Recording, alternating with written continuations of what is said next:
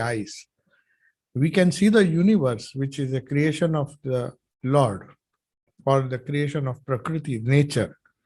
But to see the subtle universal form, which is beyond the uh, the gross form that we see, to see the subtle form of the Lord, the all-pervading universal form, you need a special vision. Swachaksha means not with your eyes. The eyes with which you see the world outside you is not sufficient. They are not sufficient to see the inner, the subtle aspect of the Lord. So the gross aspect obviously can be seen by each one of us, but only special people who have the grace of the Lord. Divyam dadami te chakshu. So temporarily, I am giving you that vision, that special divyam. Divyam means divine vision. To you, that divine chakshu, or the divine sight or divine vision, which will enable you to see that universal form of mind. Of course, Arjuna was not aware that that form would be too much, even for his, even with the grace of Sri Krishna. That form is something which comes as a revelation. It reveals the true nature of Prakriti, or nature, or Ishvara, the divine play. And all are not prepared, because we want the play to go the way we like it. We want everything to be kind to us, everything to be nice, everything to be fine. But there is a terrible aspect of reality, which is what the Lord is, or maybe was reluctant to grant that. Because when you see the real form of Ishvara, you have to see both the sides. Where you can't see what you can see. So that form will, the truth, just as Prakriti has a side which you would always like to see, the pleasant side, it has also a terrible aspect which willingly or unwillingly everyone has to accept. So that is why perhaps Sri Krishna is telling Arjuna that I am showing you, but you need some divine eyes, because this vision is not possible to be seen by ordinary eyes. Otherwise, there will be chaos. People live with so much of hope that everything will be fine and everything will be good. Ideally, everybody wants everything to be favorable to them. But reality is something not exactly what we plan.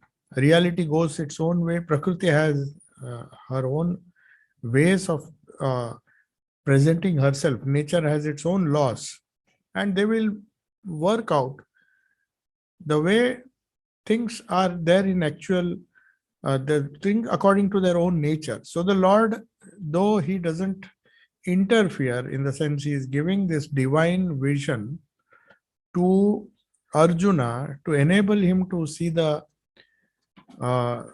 Vishwarupa, the universal aspect, which is subtle.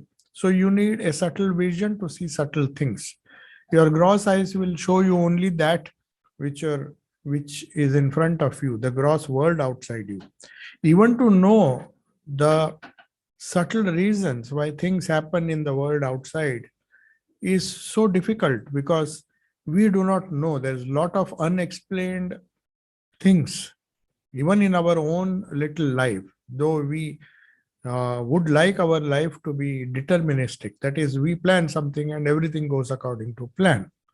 But very often we find, or at least 50% of the time we find, that things don't go according to our plan. And things go according to some other divinely ordained plan. We call it luck, or we call it, if a person is atheist, they'll say it's just a chance.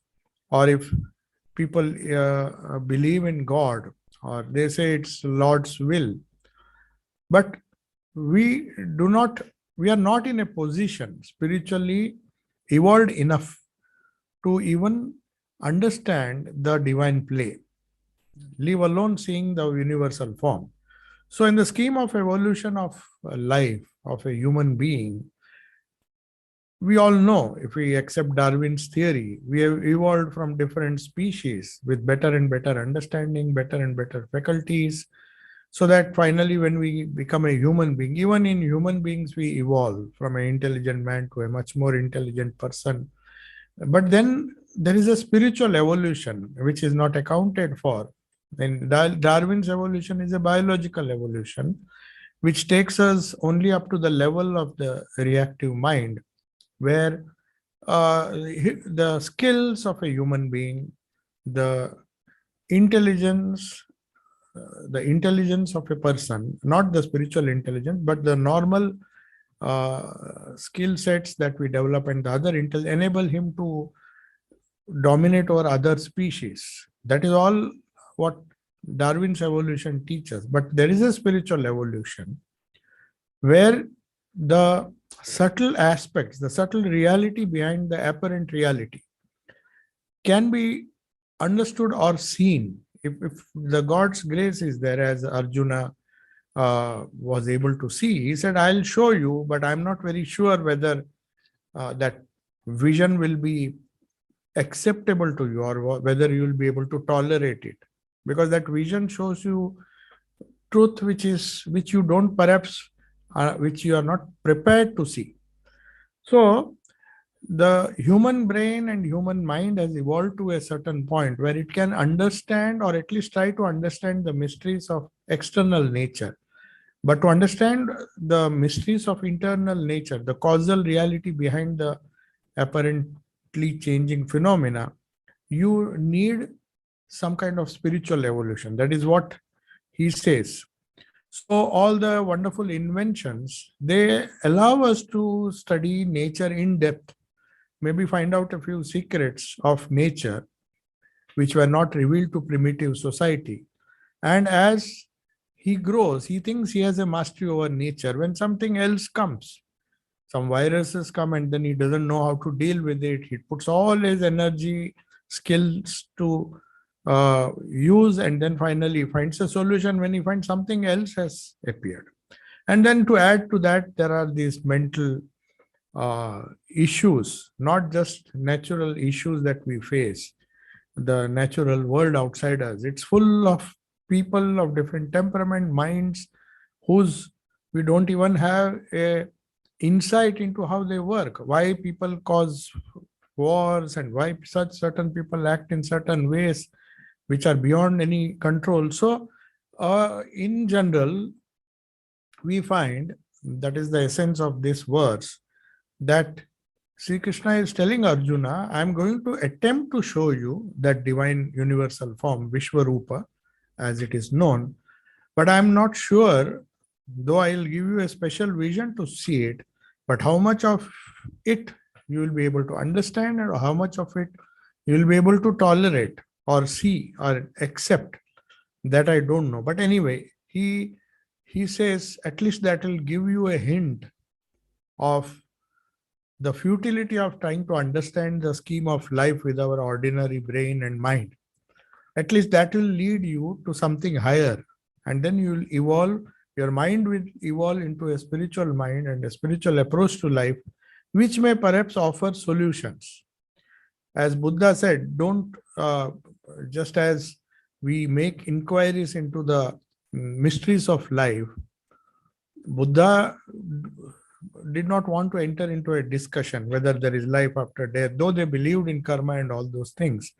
But they said, tackle the problem first. You have a problem, you have misery, your goal is to solve the misery.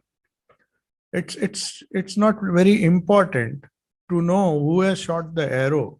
The arrow has hit you. You don't run after that person who has hit you an arrow. You just remove the arrow, so that which has stuck into your body, if you want to survive. So Buddha was perhaps not very keen to discuss any kind of philosophy. He said, come, you have come with a certain problem, and I am offering you a solution. It is as simple as that.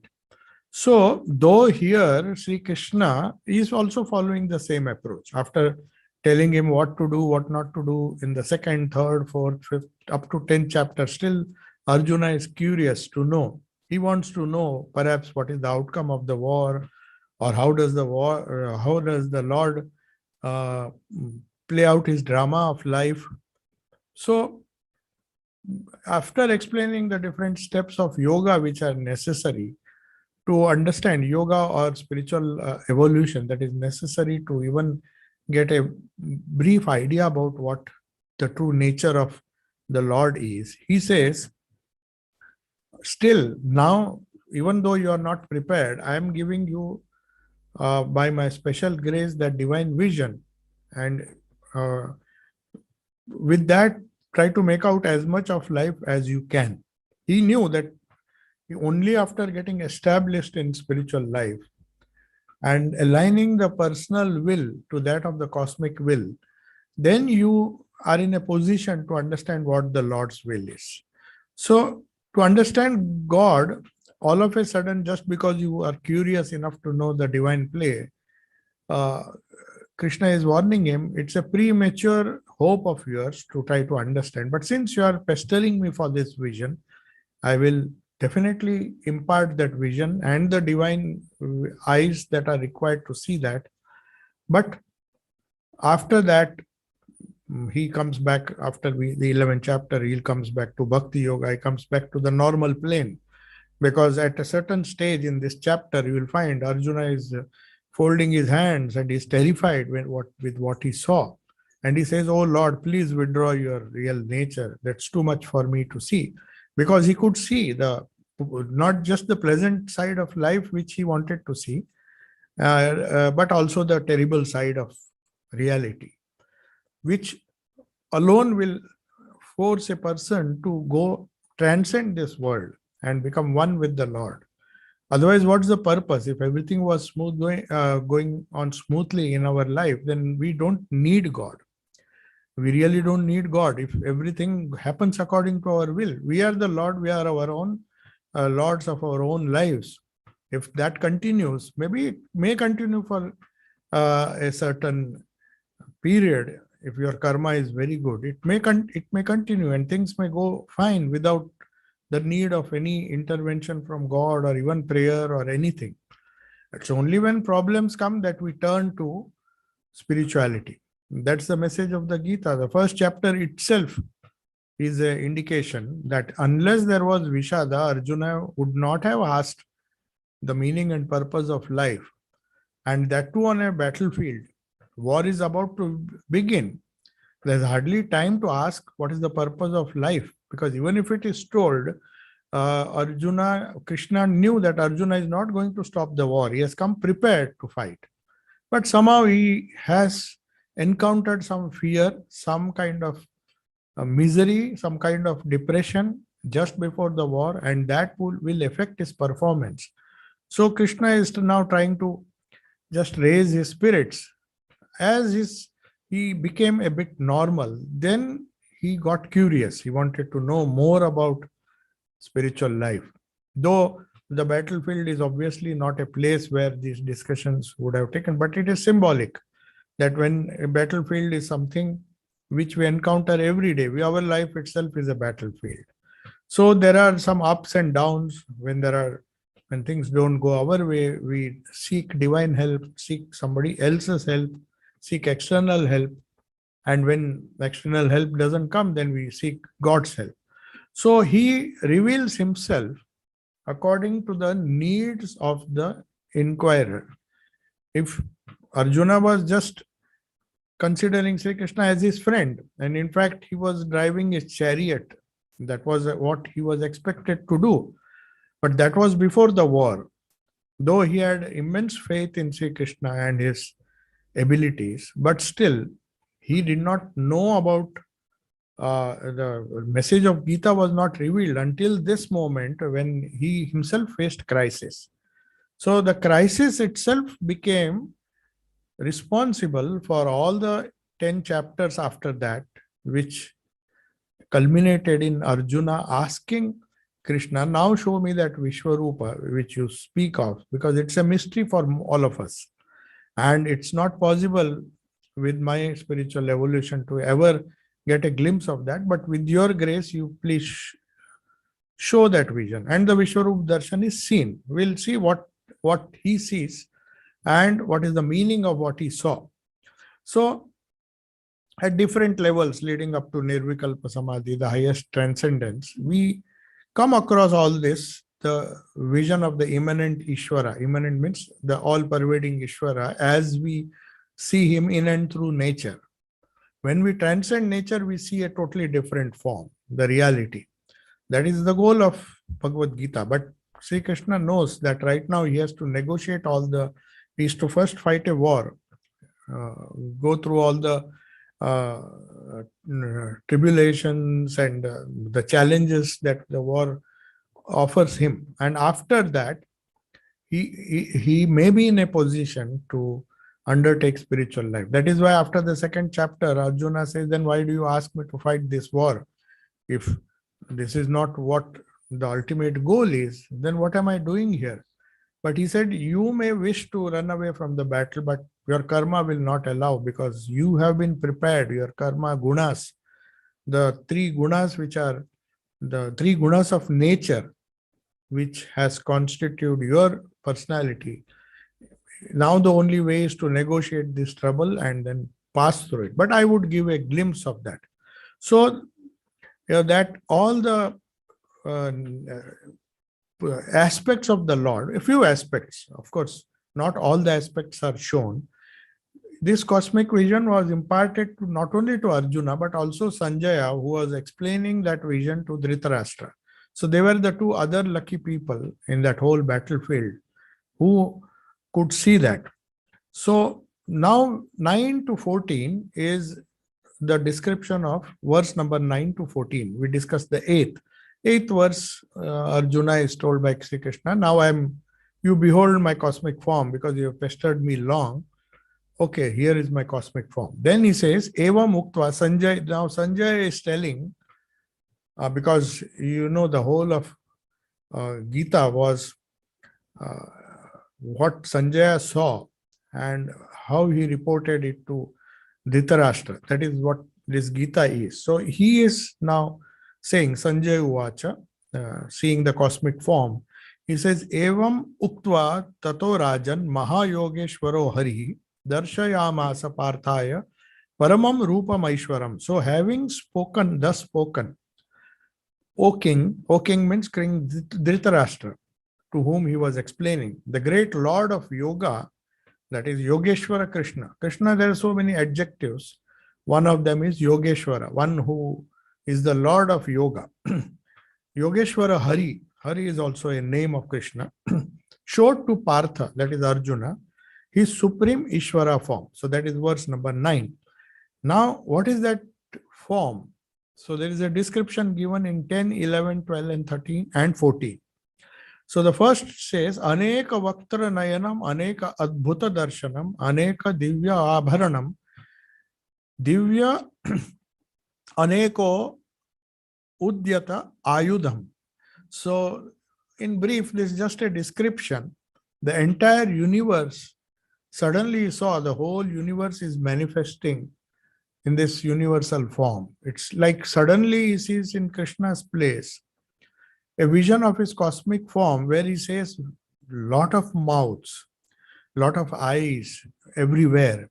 It may be a very horrible vision for somebody who is not used to it, with many marvelous sights, with many divine ornaments which decorate the gods and goddesses, with many divine weapons. So there are hundreds and thousands of weapons. So it's like a huge, the entire universe, as if with all the powerful weapons, everything, divine ornaments, at least it gave a glimpse of the vastness of Ishvara. So it is the mouths and eyes. In fact, this kind of experience we see in the Gospel of Sri Ramakrishna. When Sri Ramakrishna was requested by his disciples because he could not eat. So all the disciples, especially Narendra, who later on became Vivekananda, said, why don't you, it's okay, you don't want to pray to Mother to cure you of this disease because you don't consider the body to be important. But at least for our sake, if you eat, if you are able, if Mother allows you to eat a little food, if it goes down the throat, you will stay for a few days longer so that we get the benefit. Even if it is not for you, why don't you do it for us? And Sri Ramakrishna, as usual, he said, okay, I will go and ask the Divine Mother in the temple. He goes there and then he asks. And then suddenly the mother in a vision reveals, he says, are you not ashamed? Do you think you are eating only through one mouth? You are eating through all these mouths. She showed him a vision where all his disciples and other people, so many mouths, so many eyes, so many ears. He said, are you not eating? I mean, she reminded him of the divine form. And then he came and told Narendra, see, I tried to tell her, but then she revealed this vision to me. So something similar is being shown to Arjuna, though it was temporary. So all the different weapons and all is a sign of things to come. What will happen in the course of the war? We'll see still, I mean, more visions, more scenes of destruction, killing, mass killing, which is the result, which was shown in advance to Arjuna. So after that, he will be forced to tell, now you please withdraw. This is not what I want to see. We don't want to see the terrible. As there's a beautiful poem of Swami Vivekananda, Kali the Mother. So he begins with a beautiful, let Shama dance there. That Shama means Kali. Shama means the dark one. So there is a beautiful Bengali poem which has now been translated into English. Let Shama dance there. So there, the first half of the poem is the beautiful creation of Mother, the pleasant side. There's a beautiful description of flowing rivers, beautiful valleys of flowers, and the positive side of nature. Then suddenly, if you see the second part of that poem, which Swami Vivekananda wrote, suddenly bursts into terrible storms, cyclones, and tornadoes killing people. That is also another aspect of nature which we have to accept whether we want it or not. So then Swamiji at the end concludes by saying that to whom will Shama come? To whom will Kali show herself? It is only if you accept the Divine Mother or Shakti in its totality. Only to such a strong person the Divine Mother will reveal herself. Means that is the standard set. So we see in the life of Jesus also, or not Jesus, in the life of Buddha also, when he was meditating, he was approaching nirvana. He was determined. So there were many temptations which came to him. And then there was the horrible form of reality which he had to confront. But he was not afraid. He was just held on to his resolve to reach nirvana. So that was perhaps the idea. The divine designs and the happenings, if they are revealed to an ordinary soul, of course, here it was just a brief vision. Perhaps Sri Krishna knew that Arjuna is not ready to see the whole divine form. It's just a partial manifestation of the divine reality. So he thought that, let me give him just a glimpse, a small trailer of what, of the reality as it will, reveal itself in the future course of life. That is enough for him to understand. So next he says, wearing heavenly, the next verse is Divya Malyambaradharam, Divya Gandhanulepanam, Sarvascharya Mayam Devam, Anantam Vishwato Mukham. So in the next verse, of course, this is a very pleasant side of his vision. He says, wearing heavenly garland, Divya Malya Ambaradharam. He is wearing divine garlands. Obviously, the different forms, beautiful forms of the Lord, which we intend to see, are very pleasant to the eyes and acceptable to the devotee. So in the beginning, he shows him the positive side, wearing heavenly garlands, beautiful clothes, celestial perfumes, all wonderful, resplendent, shining, boundless, with faces on all sides. Vishwato Mukham. If you see the Upanishads also, That was one of the revelations that our rishis had, that you can't have a God who looks only in one direction. He is multi-directional because he's all pervading. That's a symbolic way. Even if you see the three faces of Brahma or even Shiva, Panchamukhi Hanuman, all these things are part of our myth, just to show that the Lord is not like ourselves, like we have unidirectional vision, we have unidirectional approach to life, whereas they have faces on many sides. It's not to be taken literally, but it means that the Lord is capable of so many things at the same time. I mean, the ultimate reality. It cannot be restricted to one particular view. So, with faces on all sides.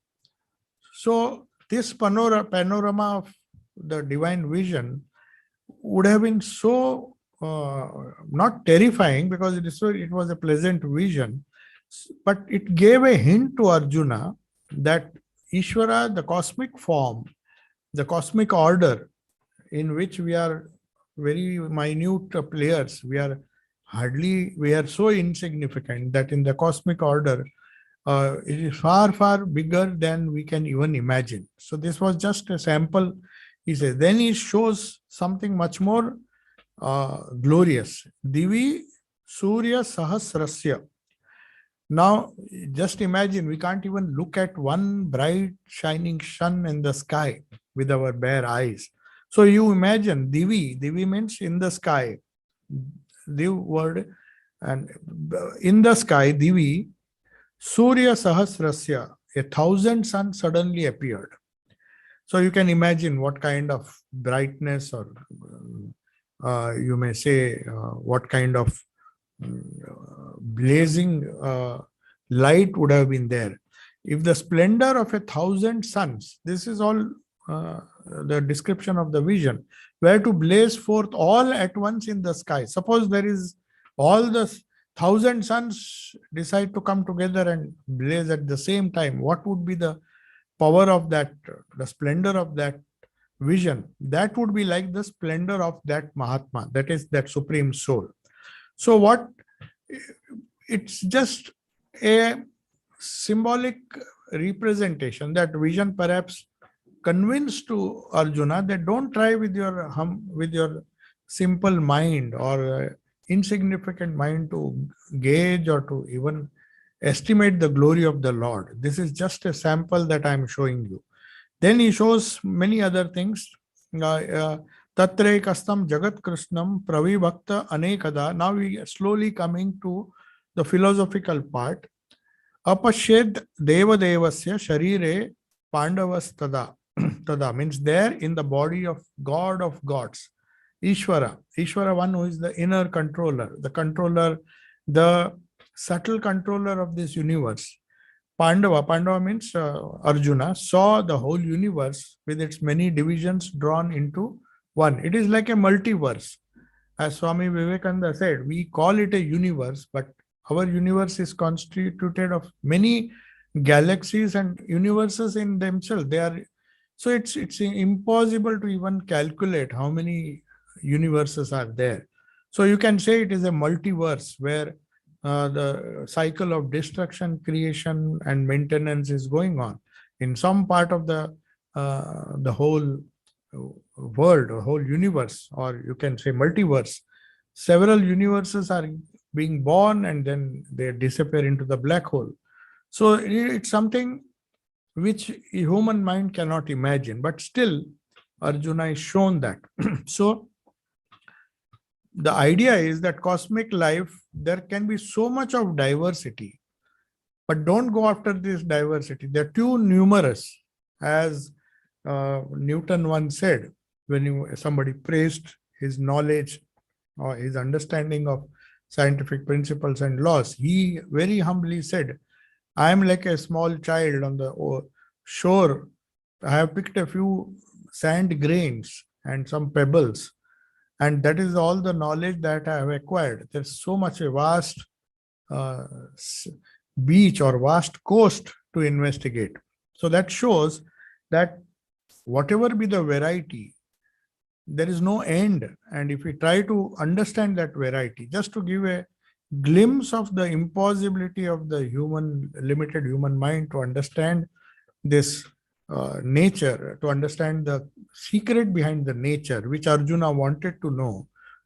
Asking for Vishwarupa Darshana means asking how you operate or how the Ishvara operates. If that is the plan of nature, where there are different levels of beings, celestial beings, human beings, animals, insects, vegetable kingdom, and so many species, which even even if we spend a whole lifetime or several lifetimes, we cannot hope to study.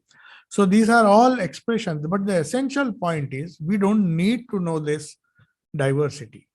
You can try, but it's impossible. So that is what Arjuna is being told here by Sri Krishna, that see, this is just a partial expression of my real form, which you cannot decipher. So you better try to reach that consciousness, try to see some kind of unity behind this diversity, which will put you at rest.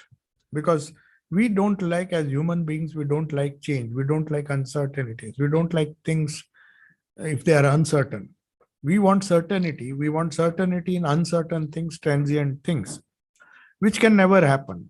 It's only when you have a spiritual approach, then you understand the certainty can come only when we give up this variety. If Arjuna could not understand that, how can we understand? With the Lord himself having had to explain it through the 18 chapters, and still the Lord at the end says, I have told what I had to tell you. You take whatever of it you have understood, or whatever of it you have grasped, and whatever of it you have followed, that is enough for you. So he knows that, let me give all the 18 chapters, all this wonderful wisdom.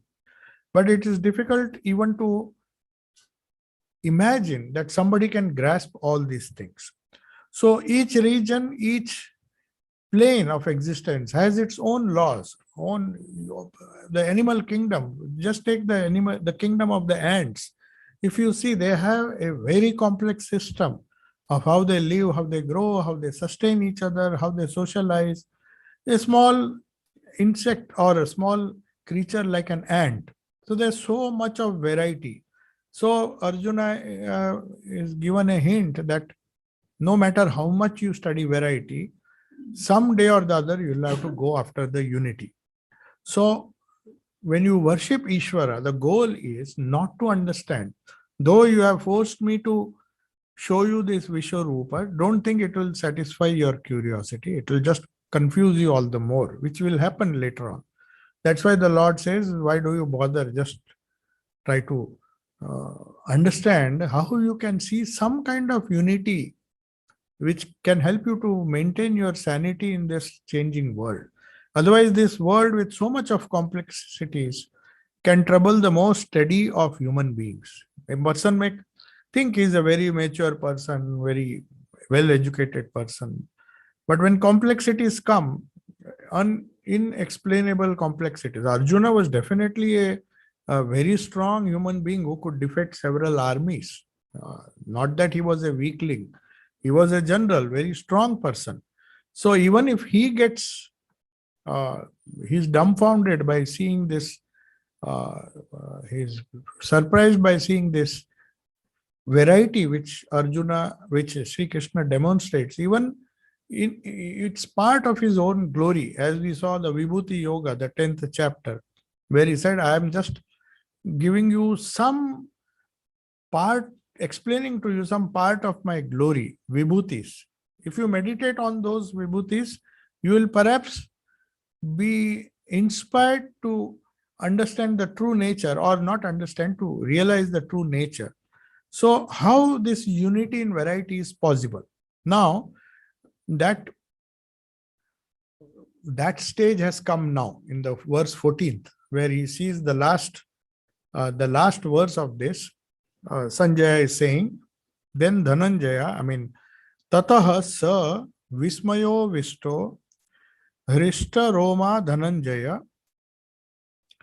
pranamya shirasa devam kritanjali abhashata.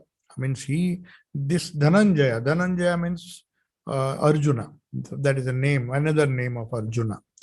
One who was expert with the bow, Dhananjaya. That means, that is his name, Arjuna. He was struck with amazement. His hair standing on an end because he didn't expect this kind of vision. And bending down his head to the Lord in adoration, now he surrendered. He said, now he spoke with joined palms. What did he say? So when a yogi is blessed with the vision of God, it's so confusing that he says, okay, now just let me.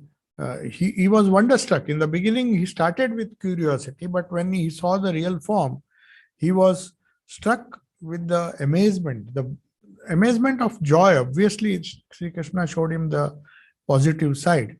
So he bowed his head in reverence, and out of fullness of heart, having had such a wonderful vision, he just folded his hands. Now, this cosmic vision, which was explained briefly, which Arjuna saw, it might have taken only a few seconds to just give a glimpse. And now that has been defined by the Lord himself. So now Arjuna is, after having seen, Sanjaya is reporting this, but now Arjuna is speaking, Arjuna Uvacha, that is Arjuna is asking Sri Krishna, Pashyami devans tavadeva dehe sarvans tata bhuta vishesha sangan brahmanamisham kamala sanastham sanastham rishimscha sarvanuraganscha divyan. Means I see the gods, I see all the gods whom I had before this meditated upon, all the gods, small, I mean the lesser gods, the different forms of God that we worship. I see these gods, O God, O Deva, in your body. And not only the gods, but the host of other grades of beings. Brahma, I see Brahma himself, the Lord seated on the lotus, and all the rishis and the celestial beings or serpents. So I see all that. Urgan means serpents. So serpents in the sense, the animal, all the different animals. So here Brahma is mentioned because Brahma is the creator. The whole creation is supposed to have come from this aspect of the divinity. Vishnu is the maintainer, as he has incarnated as Krishna, and then we have the destructive aspect of reality or Ishvara, which is Shiva or Rudra. So I see all these gods, Brahma the Lord seated on the lotus. That is how Brahma is described. And these beings, movable and immovable, which I saw in your great form, are contained in this cosmic form. Rishis like Vashishta, the great rishis who have created the Vedas and all, Vasuki and all the great serpents, they are all visible. I mean, he has whatever concepts he had of different gods and goddesses, they were, as it were, he's beholding them, he's seeing them. Then he says, now what else he saw? I behold you, he says, I see Aneka Bahu Udara Vaktara Netram Pashyami Tvam Sarva Ananta Rupam Nantam na Madhyam cha Punastavadim Pashyami Vishveshwara Vishwarupa. What am I seeing? I behold you, infinite in forms on all sides. I can't even try to calculate how many forms you are showing me.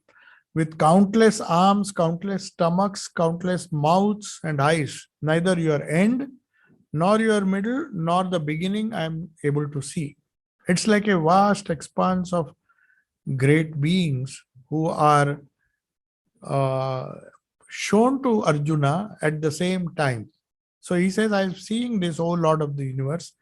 All the manifestation of the forms which he has seen, he is giving a hint that you also transcend them. Otherwise, how could you show? These are just a few aspects of your. Then he goes on in the next verse. Kiritinam gadinam chakrinam cha tejo rashim sarvato deeptimantam pashyami tvam durniriksham samantad deeptan arka dyuti dyutim aprameyam. So that what it means, I see you with the club and all the different discusses. Vishnu, in his four hands, he has these four weapons. So he sees that if you see some of the paintings on the Vishwarup Darshan, you will find this description converted into artwork where there are the four hands, the discus in one hand. That's how Vishnu is described in the scriptures. So club, there is a gada, there is a discus, and then a mass of radiance blazing everywhere, hard to look at, all round dazzling like flaming fire and sun, and aprameyam means, prameya means to measure. So you are immeasurable. You are totally vast. Any side I see, it is so vast that I can't put a limit to your. So, but the question may arise, if there is the splendor of these 1,000 suns, then how can you explain the eyes will burn? But this is seen through the divine eyes. Obviously, if 1,000 suns blaze all together, the people who are sitting, people who were there, of course, obviously they are not seeing this. This is a subtle vision. So it seems to dazzle the physical eyes, but it doesn't harm the eyes. That's what's said. The spiritual eye or the spiritual perception is capable of far greater things. They can see things where our actual biological eyes do not see. Our biological eyes have a limit. We cannot see certain, even they say some of the animals are far superior. They have much better range of vision than us. So there is a certain radiation, frequency of radiation that we can see. Beyond that, we can't see the different colors. But this is far superior than the normal biological eye. So it's not helpful or not possible to cognize the whole Ishvara, the form that I'm seeing, in its entirety. Even a partial glimpse is enough. So that's why Arjuna quickly hastens to tell Krishna that you are immeasurable. So just he puts a stop to that. He said, what I can see can be measured, but what I can't see, it's going on, and I'm overwhelmed by that. So the conclusion now that Arjuna has arrived is explained in 18 verse. So what does he conclude with this brief vision, the supreme? Though it was a very majestic and splendorous vision, he says he understands the true glory of the Lord. If the vision itself is so glorious, what about the person who encompasses the whole entirety of all these visions in him?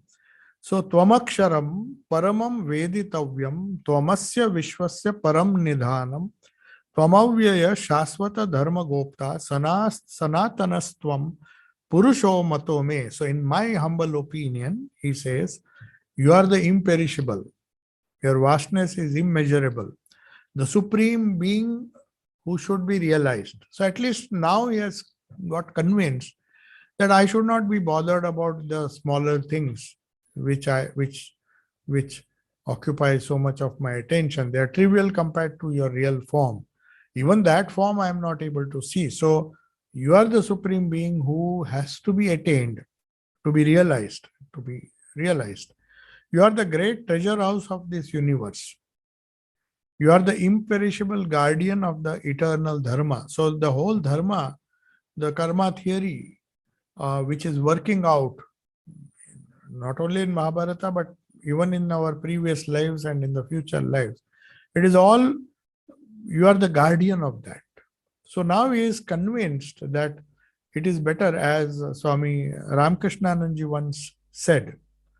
That's a very beautiful example in his life when all the direct disciples were in very keen, telling each other, oh, it's a majestic Himalayas. If you go to the north of India, if Himalayas are majestic, once in a lifetime you should see. So naturally everybody got motivated, and some time or the other in their lives they went to see the grand Himalayas. But when Ramakrishna was asked, he was in Chennai, he was in Madras, doing his puja. He was after the Lord himself, not the creation of the Lord. So he gave a wonderful reply when he was asked. He just dismissed it as uh, Arjuna is now, after seeing all these things, he simply says, it's not possible, nor do I want. I know you are the ancient Purusha, you are the goal to be realized. So, Swami Ramakrishna told the other disciples, somebody suggested, why don't you take leave and go and see the glory of Himalayas? What have you done? You have not even visited the Himalayas once. So he immediately replied without any hesitation. First, he tried to trivialize it. He said, after all, just as you see one stone upon another here in the small hills, after all, that is also some stones, maybe bigger stones, and some ice on the top. What is there to go all the way to see? That is not that's not attractive enough. I want to see the creator of this creation. How great and majestic he must be. So my goal is to see the creator, not be satisfied with this creation. That is what Shashi Maharaj told them. He said, I just don't think I am so engrossed with my effort to see the Lord, the infinite Lord in his real form, the creator. What will I do with little bits of creation, the glory that he shows through little bits of creation? That is what in the 10th chapter, Arjuna is explaining. All this, Krishna is explaining to Arjuna that these are small aspects of my glory. The great mountain, the great animal, the greatest among all the species. If you meditate on that, the only purpose it will serve is it'll motivate you to reach out for the creator. So that's why Vishwarupa and Vibhuti Yoga, he says, okay, you are so much fascinated by the Vibhutis around you. Okay, I'll show you. But remember, whenever you see these Vibhutis, these Himalayas, Sthavaranam Himalaya, means among the immovable things, I am Himalaya. So you cannot imagine the impersonal or the infinite Brahman. So what you do, you try to imagine or meditate on certain aspects of the creation, which will make you look towards the transcendental. So that is what he has attained here, achieved here by showing this universal form. Even if it was a brief glimpse, Arjuna is convinced that if you want to really understand the greatness of Ishvara, you should know him in their entirety. These small visions, not small from by our standards, they are absolutely great, because we cannot even imagine to have even a glimpse of this Vishwarupa Darshana. Even one aspect we cannot see.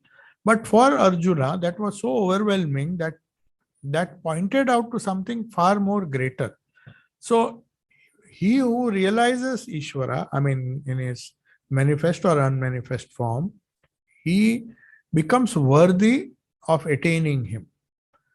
The realization of that supreme being is the goal, which he is getting convinced in this 18th chapter. He said, even as this treasure house of moving clouds and stars and galaxies and planets make us wonder how great is this universe, so also this Vishwarup Darshan, where you have given in short, in brief, a glimpse of that glory, inspires me to reach out to that imperishable, because this universe, as I see it, as he is going to see it now, next verses we will see how that glorious universe crumbles into dust, how people are getting killed and destroyed. So he says, the only lesson that I learned from this is not to go after the creation, but the creator himself, because you are the imperishable behind the perishable. So the functioning beyond, and you are the eternal dharma, who is maintaining. Dharma means the cosmic order. In India, religion is defined as dharma. Religion is not the right word.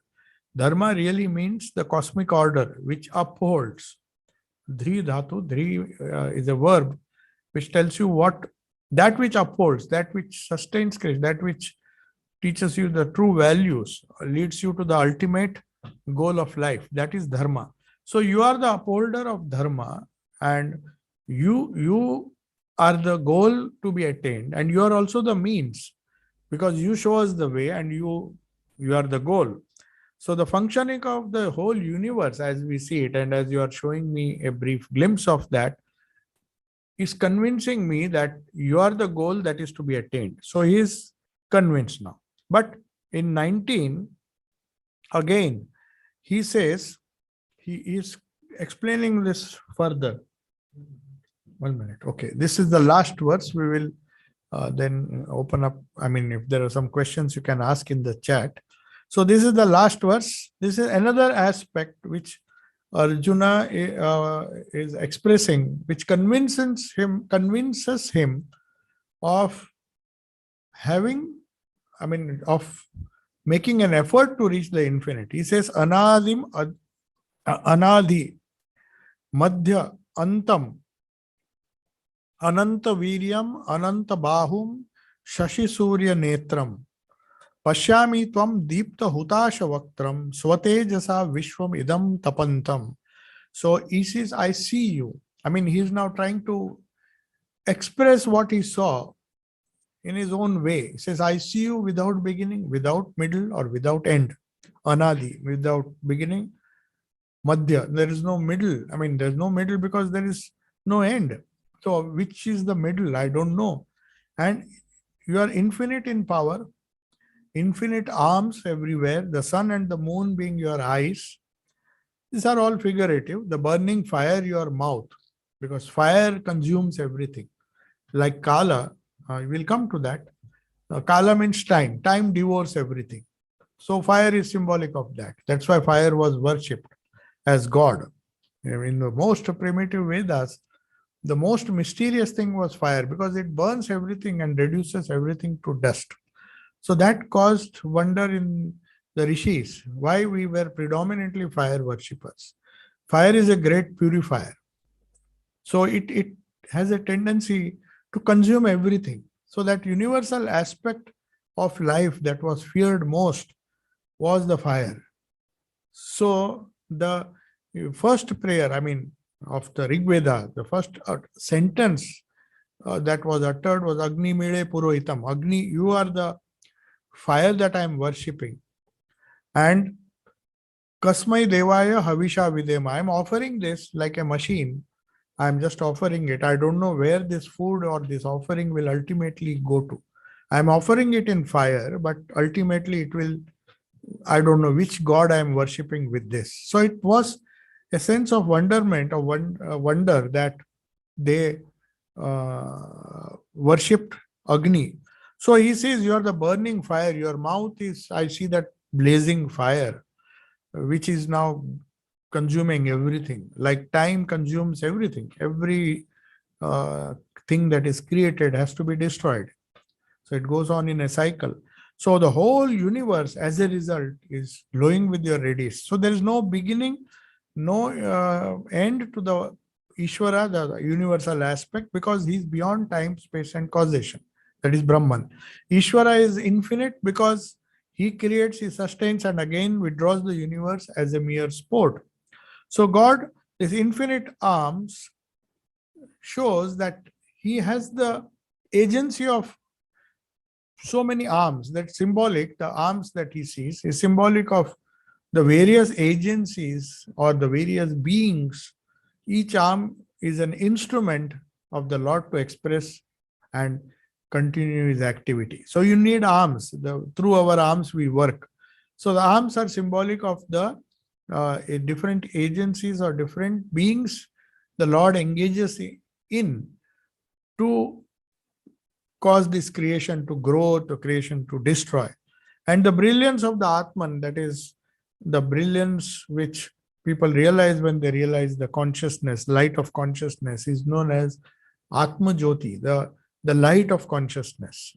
It's not physical light, though here the vision might have come as a physical light, like thousand suns, but he could bear it only because It was the internal light. So if you see many of the experiences of the rishis, they also say that it appears like a brilliant light, this idea of consciousness. So anyway, this universe is uh, can be seen by us because the reflected light of the Ishvara. Ishvara's light of consciousness is very difficult to behold. That's why Arjuna had to just ask him to withdraw that vision. But the reflected light, it's like seeing the sun and seeing the sun reflected in a pond or in a container. It's easy to see that reflection, but not the sun itself. So also he's saying, you are, because of the radiance, of the reflected radiance that we see, and because of that radiance, we are able to see the radiance in created beings. Your radiance is far, far superior. Yeah. So time is over. If there is some question, you can ask. Now just see that we started a bit late. So verse number 20, we will be discussing in our next class. I mean, not next, but the alternate Saturday class. Since there is Bharati Vidya Bhavan is closed, so our alternate first and third Saturday, which we used to hold, will not be there in July and August. So the classes will be held from here on. Any question? Okay, then I'll conclude. Om Shanti Shanti Shanti Harihi Om Tat Sat Shri Ramakrishna Arpanamastu.